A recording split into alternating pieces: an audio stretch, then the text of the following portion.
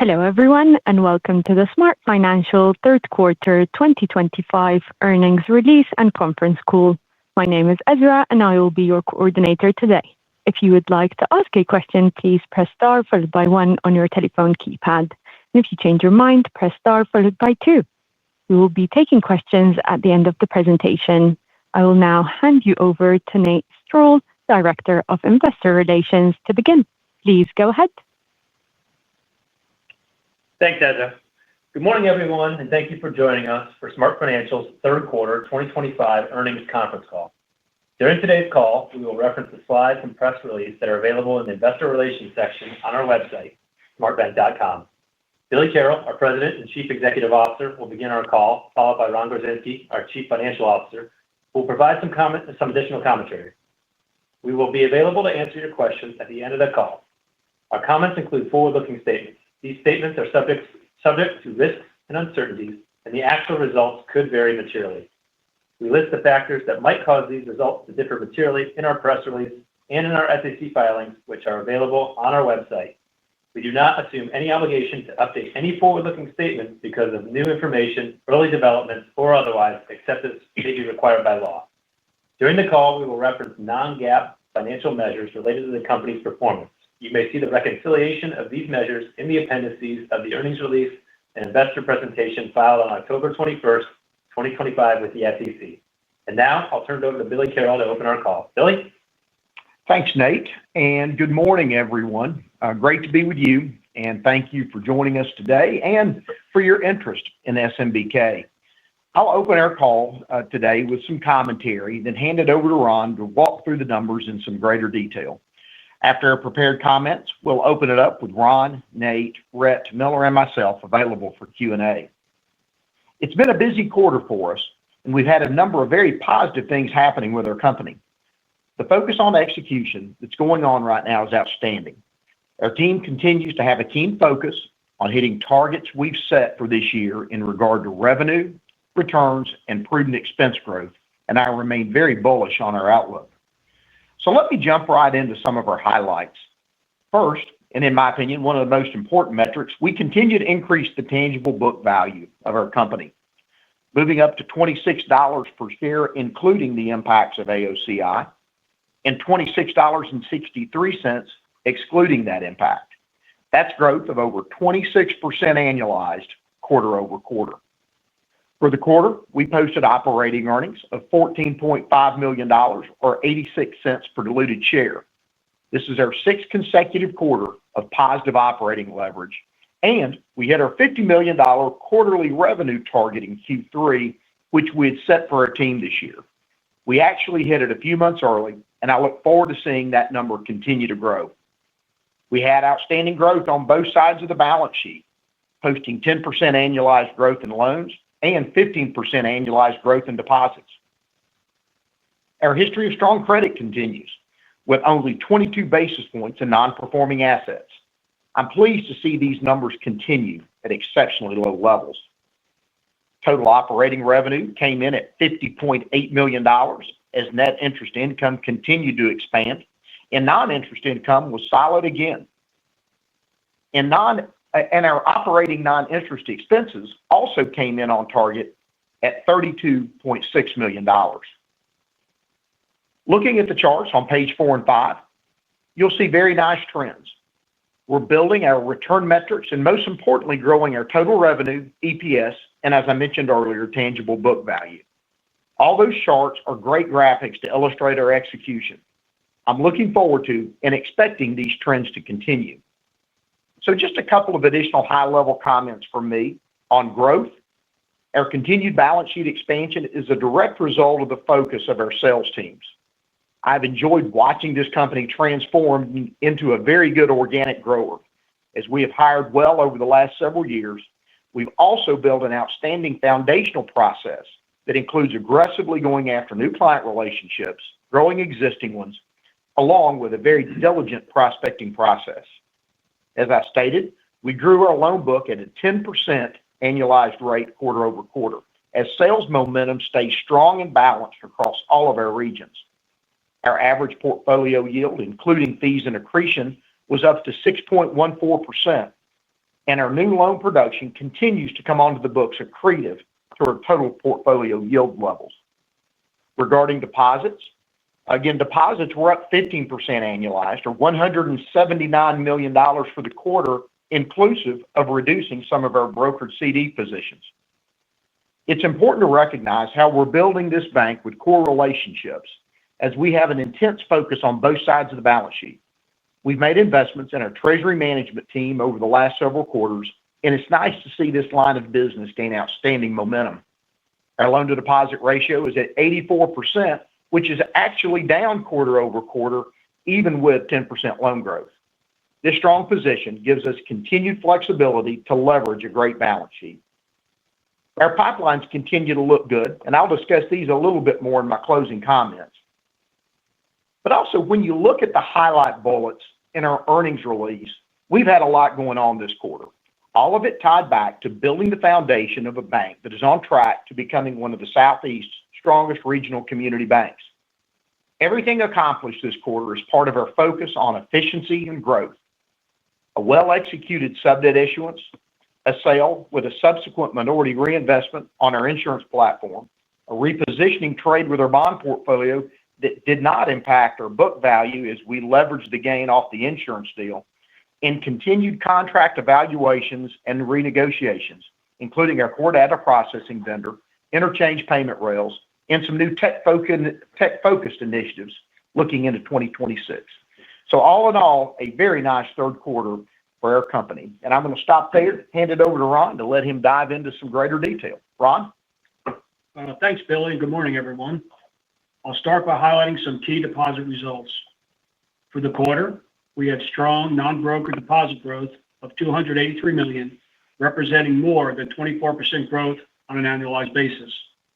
This increase resulted from both new deposit production and seasonal client liquidity build following the previous quarter outflows. The cost of new non-brokered production was 3.47%. This growth gave us the opportunity to pay down $104 million of brokered deposits, which had a weighted average cost of 4.27%. Our overall interest-bearing cost rose by 3 basis points to 2.98%, but we're down to 2.93% for the month of September. Despite funding almost $100 million of loan growth and paying down $104 million of brokered deposits, our overall liquidity position, which includes cash and securities, at quarter end was approximately 21%. Included in our liquidity position was $98 million in net proceeds from our sub-debt issuance, which closed in August.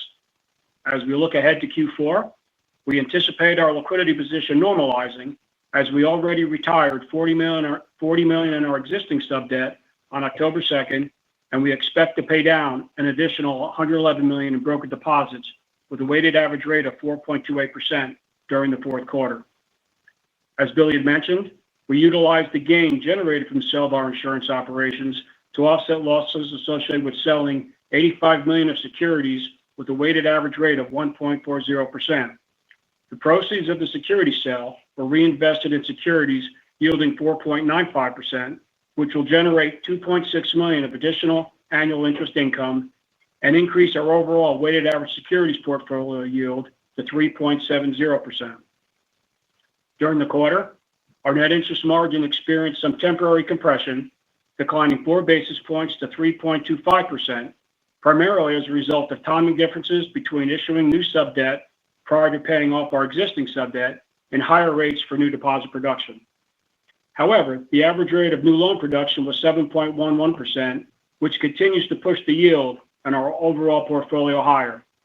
Furthermore, any future cuts to the federal rates fund will positively impact our deposit portfolio costs, as approximately 45% is variable cost, adjusting in lockstep with any Fed actions. We believe these factors, in conjunction with anticipated broker deposit paydowns and enhanced yields on our overall securities portfolio, has our balance sheet well positioned heading into the fourth quarter and into 2026. Looking ahead, we're projecting our fourth quarter margin to be in the 3.3 to 3.35% range. Our quarterly provision expense decreased to $227,000 from $2.4 million reported in the previous quarter. The growth-related provision this quarter was offset by the adjustment to our qualitative factors, specifically an improvement in our CRE concentration ratio, which decreased to 271% from 301% in the previous quarter. This decrease was due to the downstreaming of $45 million of proceeds from our sub-debt issuance to the bank as equity capital. Additionally, our asset quality continues to remain robust, with non-performing assets comprising 0.22% of total assets and net charge-offs to average loans of 10 basis points on an annualized basis. Our allowance for credit losses is now at 0.93% of total loans. Operating non-interest income, after adjusting for the gain in sale of our insurance operations and the loss on the securities restructuring, was $8.4 million, which is $500,000 lower than the previous quarter as a result of the sale. All other income items remain consistent with our expectations. Operating non-interest expenses, after adjusting for previously noted items, totaled $32.6 million, aligning with the results from the prior quarter. We made progress again in our operating efficiency ratio, which improved to 64% compared to 66% from the previous quarter.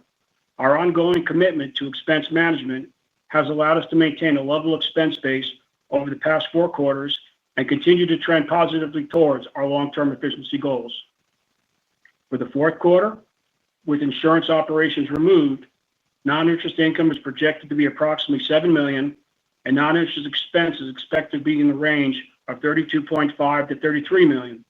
Salary and benefit expenses are anticipated to range from $19 to $19.5 million, comparable to the previous quarter due to higher levels of variable compensation and anticipated costs associated with the new hires. Both our bank and consolidated Tier 2 capital ratios increased during the quarter, primarily due to the sub-debt issuance. Our total consolidated risk-based capital ratio rose to 13.3%, up from the 11.1% in the previous quarter, and the company's TC ratio also improved to 7.8%. Looking ahead, we are confident that our capital ratios are appropriately balanced and well-positioned to sustain growth while optimizing returns on equity. With that said, I'll turn it back over to Billy. Thanks, Ron. I want to reiterate again the value proposition with our company, drawing your attention back to page 7 of our deck. We are successfully executing on the leveraging phase of growth for our company.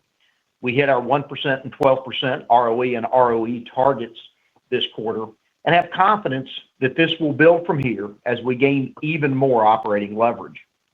We're building a great franchise. We're in arguably some of the most attractive markets in the country and have put together a team that is rapidly moving us forward. You've heard me say before, I believe we are one of the Southeast's brightest stories.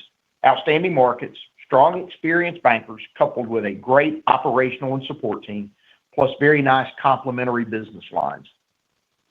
We expect the remainder of 2025 to have a similar look to what we've seen in the last few quarters, and I believe this will continue into 2026.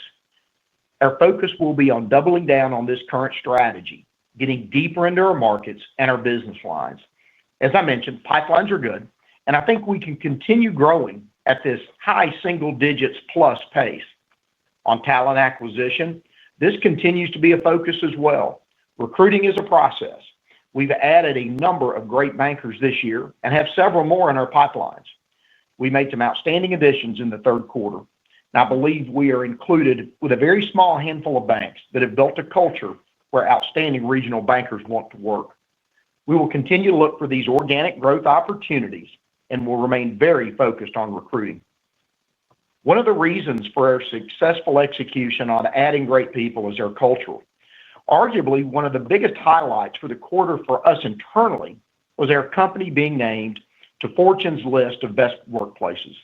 This is an honor we don't take lightly, and a big shout out to our people team led by Becca Boyd as we continue with huge accomplishments with the culture of our company.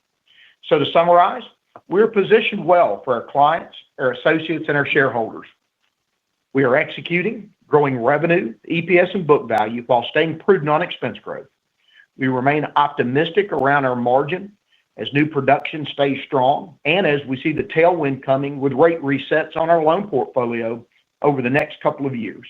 Credit continues to be very sound, and we're seeing great new client acquisitions coupled with great overall energy around our company. I appreciate the work of our SmartFinancial Smart Bank team and the efforts of all of our associates. I'm very proud of what we have going on here at SMBK, and I'll stop there and open it up for questions. Thank you very much. If you would like to ask a question, please press star followed by 1 on your telephone keypad now. And please ensure your device is unmuted locally. If you change your mind or your question has already been answered, press star followed by 2. Our first question comes from Brett Rabatin with Hovde Group. Your line is now open. Please go ahead. Hey, good morning, guys. Thanks for the question. Wanted to start, maybe, Billy, you mentioned some hires, and I think in the past you've said, the Alabama franchise could double in size over time, and you felt pretty optimistic about Alabama specifically. Can you talk maybe about where the hires were, in the geographies, and then just thinking about Alabama, just any update on, the growth outlook for that franchise in particular? Yeah, Brett, thanks.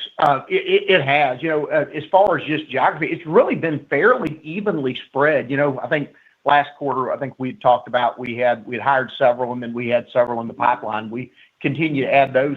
We added a couple in Alabama, added a couple in Tennessee over the last little bit. And so it's really been throughout all of our zones. I do think we're still extremely bullish on Alabama as we're getting started. We're bullish on all of our markets, but we're seeing a lot of this Alabama growth starting to catch stride, especially with some of these teams that we've got in the Birminghams, in the Auburns, the Dothans, the Montgomerys.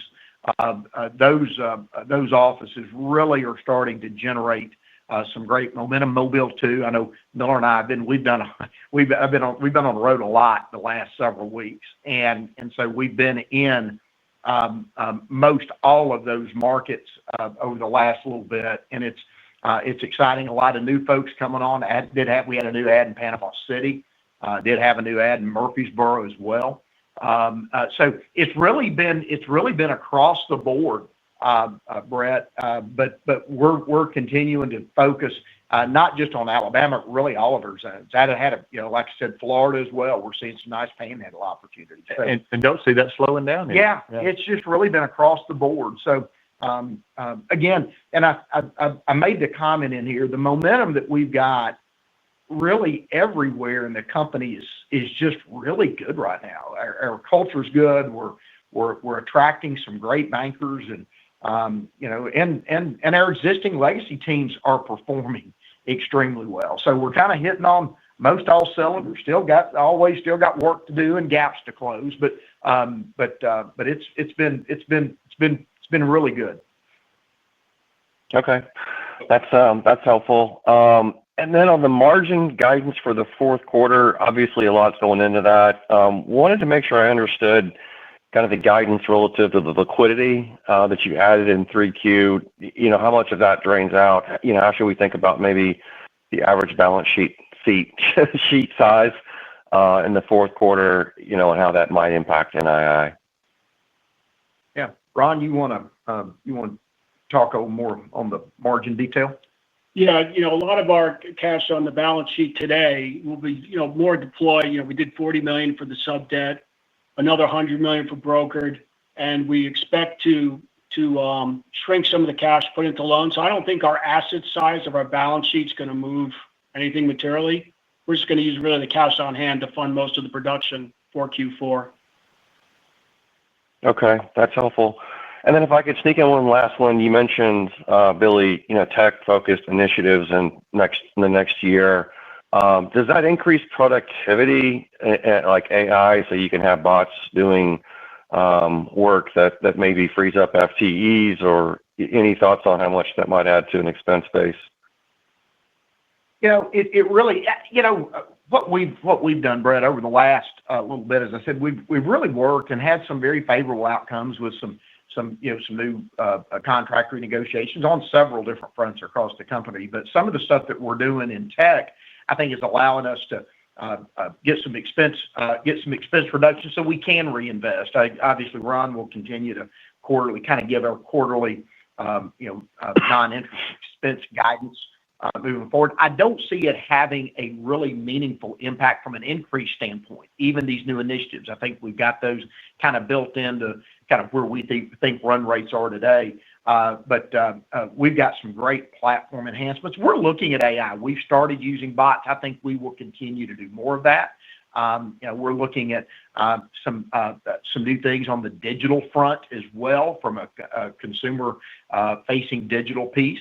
We're leveraging Copilot a lot in our company today, and I do think it overall. I think it increases. It absolutely increases efficiency. I don't know. If it doesn't necessarily. I don't think it necessarily impacts you and from a spot where we're going to look to reduce staff. But I do think it continues to allow you not to add staff as you scale, and I think that's the biggest thing we're seeing.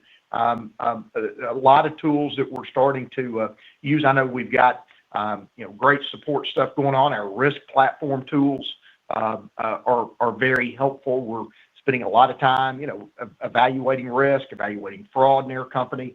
So a lot of those technologies, I think, will allow us to continue at current staffing levels, or maybe add just a few, or instead of adding a lot over the coming years. So it's kind of a mix. It's a mixed bag. There's a lot of different moving parts to it, but I really am excited. I think our technology team is as good as we've ever had it in our company today, and I feel really good about our ability to advance that while still staying within a very reasonable expense growth. It's as much a reallocation and a reinvestment. Yeah. As it, Well, additionally, the first sliver of this will be to, we want to provide our clients with better experience, easier to do business with.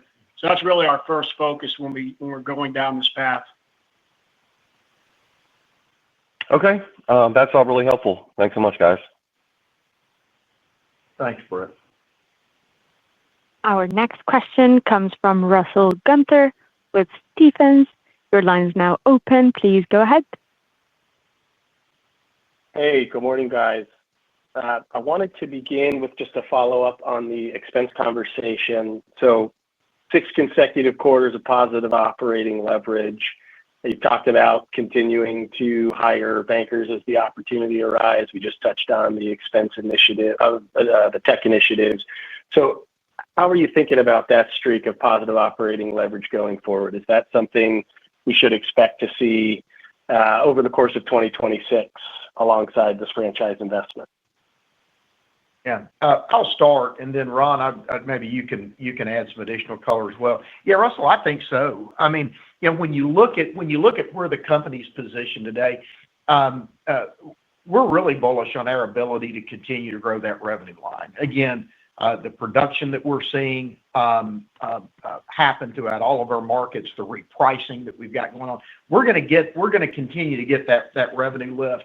And it's definitely going to outweigh our expense run rates. Now, we're going to want to continue to invest and add people, but we're going to do that balanced as we grow this revenue line. I think it's really important for us right now to continue hitting these operating leverage targets over the next few quarters. We really believe we can do that. We feel good. We're starting to run our 26 models and feel very good about where a company can be. Again, we've got to execute. We've got to do the right things to do that. But we've demonstrated our ability to do that in 24 and 25. We think we can continue that in 26. So yes, I do think we can continue to increase this consecutive streak of gaining operating leverage. But Ron, I don't know any additional comments that you've got.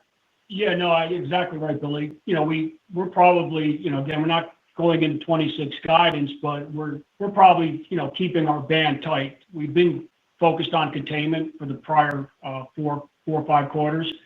And we're probably looking around the 34, if you want numbers, 34 to max $35 million range for the full year next year.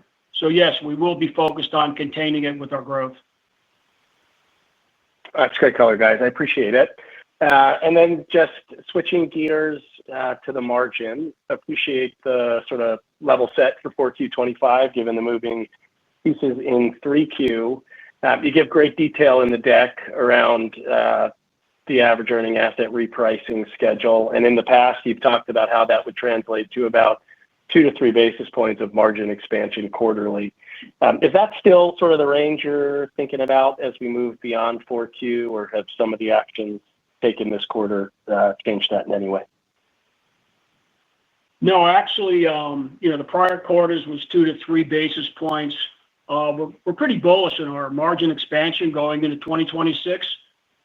Overall, I think we're probably looking at 5 to 7 of basis points expansion quarter over quarter for 26. That's very helpful, Ron. Thank you, guys. Okay, thanks for taking my question. Thanks, Russell. Our next question comes from Catherine Miller with KBW. Your line is now open. Please go ahead. Thanks. Good morning. Morning. Maybe just one follow-up on the margin on the deposit side.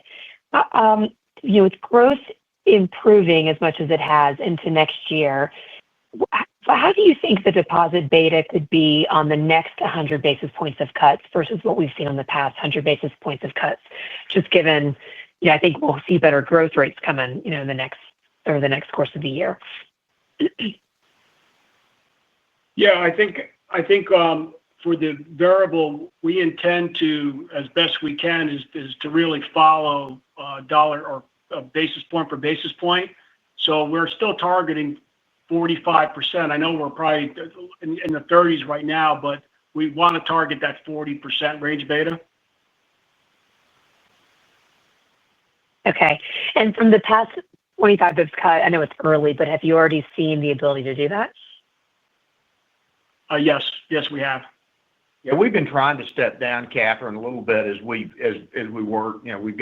We have some of the deposits are tied directly to the rates or market rates, and so those come down as rates come down. Some are more correlated, and that gives us the ability to move a little bit faster in some others too. So yeah, we've been able to move those down and still pick up the growth that we've needed. So teams have done a nice job to be able to do that. And then I think we're still staying right there in market and staying on top of what's going on in all of our different zones, and each of our different zones have different competitive pressures and different competitors, but we've done a nice job being able to pull that down. Okay, great. And then it's just one question on fees. Any outlook for fees as we go into next year of just things to be aware of that could drive better fee growth? I know we've got the insurance piece that'll be a little bit of a moving piece, but just kind of curious on how we're seeing about fee growth into 26. Yeah, I'll start, and then Ron, I'd love to get your some color for Catherine as well on that. We've got several things working. Again, we'll kind of reset now without that insurance component line item going forward. But yeah, we've got. I think we've still got some really good plans. When you look at fees for us on the whole, we continue to think that that's going to have the ability to trend up. I know, we've talked a little bit about payment rails and renegotiation. I think we've got some things that we're working on our interchange income. I think there's some opportunities there. And I didn't, in my comments, I didn't mention our mortgage unit. I'll tell you, our mortgage unit is having probably as good a year as we've ever had, and really excited about what that mortgage team is bringing to the company. We're seeing, as we've grown our footprint and grown our platform, we've continued to add some great new sales team members on the mortgage side, and our legacy team continues to perform well. So that's I think that'll be a plus. Our investments arm continues to really execute. Continue to grow our AUM there. We've added a really nice producer in one of our Alabama markets, new FA down there this year. Ron, I know we always talk about TM. While TM's a piece of it, as we continue to grow that TM platform, I know that those dollars continue to just kind of build and become a really nice annuity. So, Catherine, I think there's several pieces. I don't know, Ron, if there's any others that you think of, but I do think we'll continue to get some nice growth. We'd love to see that accelerate. That's going to be a strategic focus for us next year. But I know, Ron, any comments on that from you? other than, more looking at the customer fees and making sure we're market. But no, you hit all the highlights, Billy. Yeah. Okay, great. Thank you. Thanks. Our next question comes from Steve Moss with Raymond James. Your line is now open. Please go ahead. Good morning, guys. Maybe just starting here on loans, just on the pipeline here, Billy, you sound really optimistic on things. So I'm assuming it's going to be likely to be a really good fourth quarter. Just kind of curious as to, is that pipeline enough to support, double-digit growth into 2026 here? Again, I keep guiding to kind of the high singles. We've been able to beat that a little bit, and I think we'll be right there. I think we'll be right there at that ±10 number. That's a big bogey as we get larger. I'll tell you, one of the things that we talk about a lot internally, the production levels that we've had have really just been outstanding. Again, the teams are doing a nice job. We're still seeing the payoffs and pay downs that a lot of our, as we read and look at other releases and see a lot of other things go on the market, we're not immune to that. We're getting a lot of payoffs and pay downs. It's just our production is so strong, it's still allowing us to get up there and kind of hit this 10%-ish number. So that's a lot to continue to ask our team to do. But as we look over at least the near term, I do think we can continue at or around that pace. Again, pipelines are solid. When you're out, when we're out in these markets, and with Rhett's in a lot of them, and Miller and I are in a lot of them. I mean, we're out, and there's an energy and a really good calling effort going on throughout the company. So yeah, I think we can continue that. There might be a quarter that we're a little lighter, a little heavier, but I still think we'd be right around that ±10. Yeah, I like the markets. Okay. And they're just all so positive, and the teams seem to be so positive. It does get harder to feed the beast, but I think we're certainly up for it. Right. And maybe just in terms of feeding the beast, I hear you guys in terms of hiring as well. Just curious, as you think about, I know you guys are always opportunistic, but, you obviously have merger disruption in your markets. Kind of, do you think there's a possibility of a step up in hiring over the next 12 months? Just kind of curious. I know you guys are talking about positive operating leverage, but just curious on that aspect of things.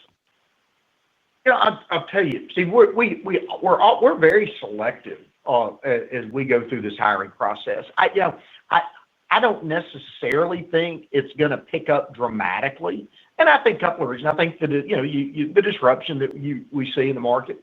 I mean, these are good banks, and they're going to be fighting, holding on to good talent, and I think over a period of time, you may see some dislocation in some different bankers and some of those different markets throughout the Southeast. But I don't think there's a lot. I think we're just going to continue to be diligent in trying to find just incrementally good bankers that fit our culture, that fit our teams.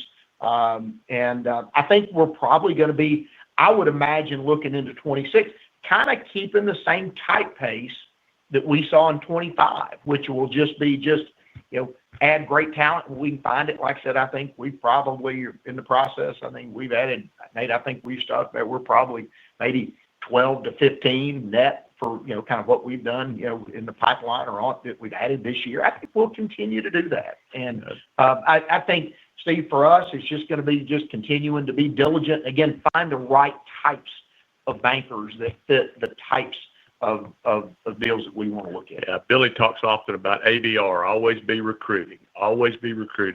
That's talent and clients. But I think it takes a special, we're recruiting the quality, not the quantity. And I think that's important for us, the culture fit and who they are. Yeah. All right. Appreciate that color there. Maybe just one more for me here on the loan loss reserve release. Did I understand that correctly? Did I hear it correctly that you downstreamed some capital and therefore with a lower reserve ratio, lower CRE concentration ratio? That was kind of one of the qualitative factors that drove the reserve lower? Yeah, our CRA concentration ratio, one of our qualitative factors was because we're over to 300. Now that we downstream $45 million from the parent to the bank, it lowered it to 271. Yeah, that was one of the main factors. Okay. So going forward, relatively stable to maybe a modest build on the reserve ratio as you continue to grow here. Yes, sir. Correct. Okay. Awesome. Well, I'll step back in the queue. I really appreciate all the color here, and nice quarter, guys. Thanks, Steve. Thanks, Steve. Thank you very much. Just as a reminder, if you would like to ask a question, please press star followed by 1 on your telephone keypad now. Our next question comes from Stephen Scouten with Piper Sandler. Your line is now open. Please go ahead. Yeah, good morning, guys. Just wanted to clarify a couple things real quick. Ron, did you say that 45% of your deposits are variable costs? And is that to say, if I heard that right, that those are directly indexed? We have the ability to move 45%. We have about 32% that are directly indexed, and we have the remainder that's tied to an internal index that will move with the rate moves. So yeah, 45% all in though. Okay, great, perfect. And then on the NIM trajectory, I think you said 5 to 7 basis points a quarter in 2026. Is that your expectation each quarter in 2026, or just want to make sure I'm hearing that right? Yes, each quarter in 2026. Great, fantastic. Okay, and then last thing, I think I know, Catherine maybe had asked this on the fee revenues and insurance. Did you give a guidance for expected fourth quarter overall fee revenues? Yeah, $7 million. $7 million, great. Okay, perfect. And then on the broker deposit front, you obviously had some nice reductions here this quarter. Sounds like, I think you said maybe another 111 next quarter. If I'm doing math remotely correct, looks like maybe 120 million or so left in that ballpark. What's the plan for the remaining broker deposits? Would the objective still to get those down from here, or is that kind of an acceptable level moving forward? Yeah, we were at 268 in June. September at 164, minus the 111. Yeah, we intend to, as soon as they are due, we're going to pay those down. So yes, we're looking not to have broker deposits at some day. That's our goal. Objective is to not have those. Okay, great. And then I guess last thing for me, the stock's been trading fantastically. The results have been great, kind of ahead of schedule on that operating revenue line. Sounds like hiring has continued well. Do you think about M&A as a piece of that puzzle at all? I think there was a note maybe in the slide deck that said, maybe more, trying to find the verbiage, maybe more strategic than it was previously. M&A focus shifted to strategics and/or needle moving opportunities. I guess maybe if you could kind of speak to that comment and what that might look like. Yeah, Stephen, for us, it really, and in my comments, I said our strategy really hadn't changed a ton. A lot of it's just, again, doubling down on this organic strategy, getting deeper into the markets. That's strategy 1A. I think we're really not shifting that to really look at M&A, but we've said and continue to say we will evaluate needle moving opportunities that make sense. I've said before, we don't necessarily we don't want to do M&A just to be bigger. We want, if we did it, we'd want it to make us better, and sometimes that's just tough to find.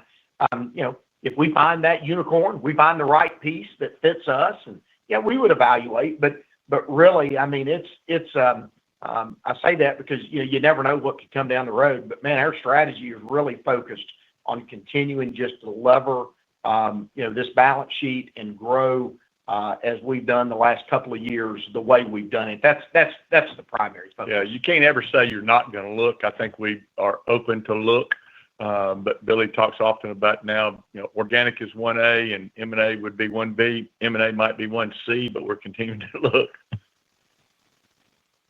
Yeah, that makes a lot of sense. Well, the strategy's working, so I guess if it ain't broke, don't fix it, right? So great job, guys. Well, it is. It is. But I do think, and as we've talked to you and a lot of your colleagues, I mean, it's just, it's really important for us to message what we've messaged. It's, we built this company by design. We were, again, a little bit kind of mile wide, inch deep by design for a reason. And it's been very important for us to gain this operating leverage and do that. And we've done that. We've executed well. We're executing well. We still got room to grow, and we want to continue to see this move forward. So not really changing anything on our outlook moving forward. It's just we're going to just keep doubling down on what we're doing. Perfect. Thanks a lot. Thank you very much. Thanks. We currently have no further questions, so I will hand back over to Miller for any closing remarks. Thanks, Ezra, and thanks everybody for being part of the call today. We are very excited about where we are and where we're going. Thank you for being part of the Smart Bank family, and have a great day. Thank you very much, Miller, and thank you to all the speakers for joining today's line. That concludes today's conference call. Thank you, everyone, for joining. You may now disconnect your lines.